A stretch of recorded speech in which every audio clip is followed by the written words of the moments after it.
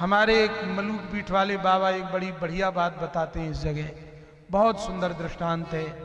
एक बार किसी राजा की बेटी राजकुमारी और राजकुमारी पर एक उसी राज्य का सफाई करने वाला सफाई कर्मचारी का मन उसकी बेटी पर आ गया।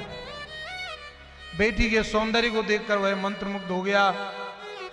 तो पहले तो उसने रूप देखा और फिर महाराज उसके रूप में आसक्त हो गया, और जब आसक्त हो गया तो फिर दिन रात उसे पाने की चेष्टा करने लगा। लेकिन केवल एक दो बार उस कन्या को उसने देखा। अब उसे देखने का समय नहीं, मौका नहीं मिलता, सफाई कर्मचारी वहां तक थोड़ी उसकी पहुंच थी। अब वह दिन रात उसी कन्या के रूप को पाने की इच्छा में सूखने लगा। धीरे धीरे ये बात राजा को पता चल गई कि ये मेरी बेटी से प्रेम करता है, क्योंकि खैर खून खांसी खुशी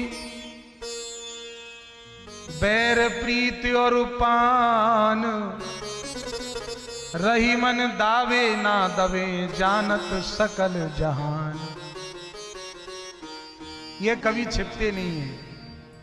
राजा को पता चला तो राजा ने कहा अच्छा, ये सफाई कर्मचारी होकर तो राज वैद्य को बुलाया, वैद्य जी को बुलाया और कहा कि हमें ऐसी जहर की गोली बना के दो कि हम किसी को वो जहर की गोली देकर मरवाना चाहते हैं।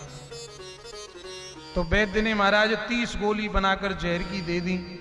कर लो महाराज, एक गोली ही पर्याप्त है, एक गोली से ही मर जाएगा। पर फिर भी वैद्य ने 30 गोली बना के दे दी और राजा ने किसी माध्यम से धीरे धीरे करके 29 गोली उस युवक को खिला दी, पर वो मरा नहीं। जब 30 गोली में से 29 गोली राजा ने उस युवक को खिला दी पर वह मरा नहीं, तब राजा ने राजवैद्य को बुलाया, फटकार लगाई, आप कैसे वैद्य हो? हमने जहर की गोली बनवाने के लिए कहा था, क्या आपने कोई मीठी चूरन की गोली बना के दे दी है? नहीं महाराज, मैंने जहर की गोली बना के दी है।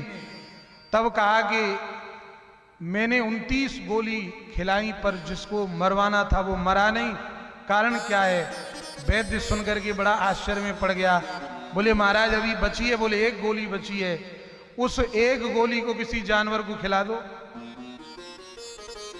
एक गोली जानवर को खिलाई, खाते ही तुरंत मर गया। तो फिर जिसके लिए गोली बनवाई वो क्यों नहीं मरा? वैद्य ने कहा कि मैं रोगी का अध्ययन करूंगा तब बताऊंगा क्यों नहीं मरा। तो क्या करना है? बोले जिसे आपने गोली खिलाई है उसे मुझसे मिलाओ।